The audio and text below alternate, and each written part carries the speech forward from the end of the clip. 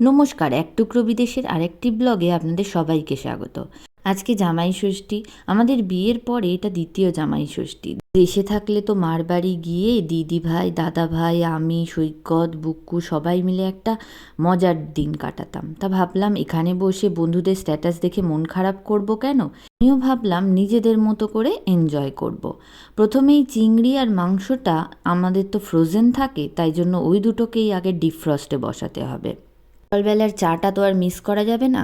চাটা খেয়ে নিয়েই এবার কাজে লেগে পড়তে হবে। প্রথমেই বানিয়ে ফেললাম আলু ভাজা, বেগুন ভাজা, ব্রোকলি ভাজা আর পাঁপড় ভাজা। সব ভাজাগুলো আগে করে নিলাম।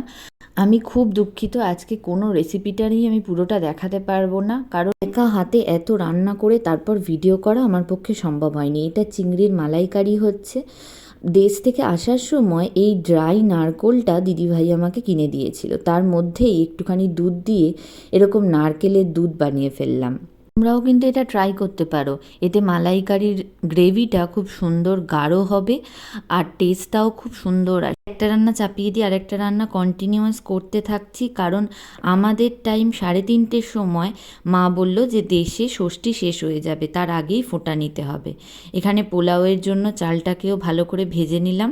এই আনারসটা লাস্ট যেদিন বাজারে গেছিলাম সেদিনকে কিনে এনেছিলাম। বিদেশে যেহেতু আমরা একাই, সেই জন্য আর কিছুই করতে পারলাম না। ওকে বললাম মাংসটা অন্তত তুমি একটু রান্না করো।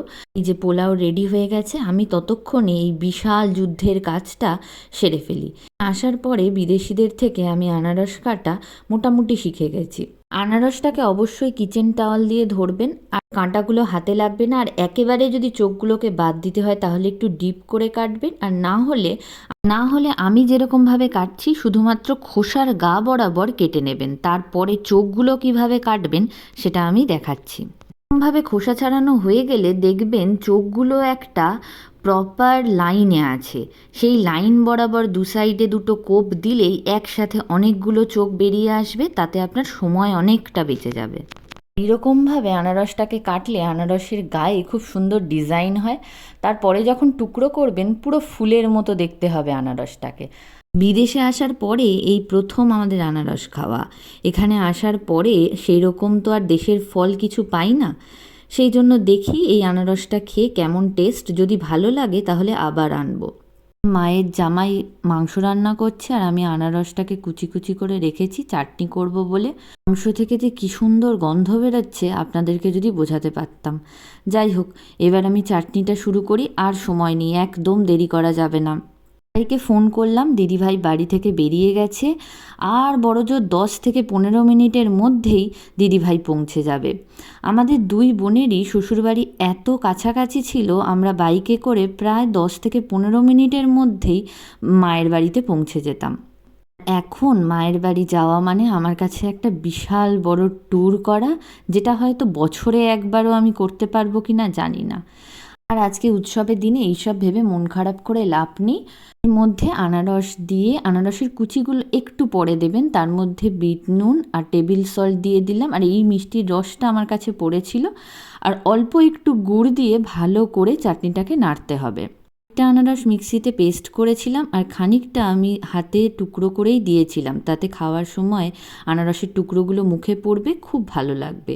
বানিয়ে দেখবেন, এটা খুব বানানোও সহজ, খেতেও খুব সুন্দর।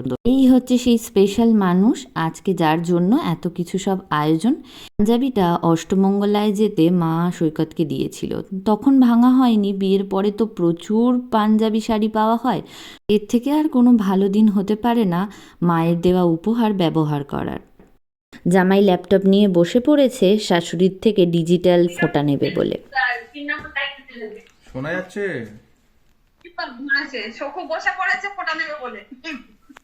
আরে শোনা যাচ্ছে কি? ডিজিটাল স্ক্রিনের ওপারে প্রিয়জনদের ছুঁতে না পারার কষ্টটা হয়তো ফোঁটা দেওয়ার সময় মায়ের চোখের জলেই ফুটে উঠেছিল। এই হচ্ছে আমাদের আয়োজন: ভাত, পোলাও, আলু ভাজা, বেগুন ভাজা, ব্রোকলি ভাজা, ডাল, চিংড়ির মালাইকারি, মাংস, চাটনি, পাঁপড়, ফল আর মিষ্টি মুখে দিয়েছিলাম চকলেট। মিষ্টিটা আমার আর কেনা হয়নি। আজকে সকালে যদি ইন্ডিয়ান স্টোরে যেতাম তাহলে আর এত রান্না করে ওঠা হতো না। দুটো হাতে দুটো ফোন নিয়ে, একটা ফোনে বাড়িতে ভিডিও কল চলছে আর একটা ফোনে ভিডিও করছি আপনাদের জন্য। তাহলে আজকে এই অবধি। ভিডিও ভালো লাগলে চ্যানেলটাকে সাবস্ক্রাইব করে দেবেন। Thank you.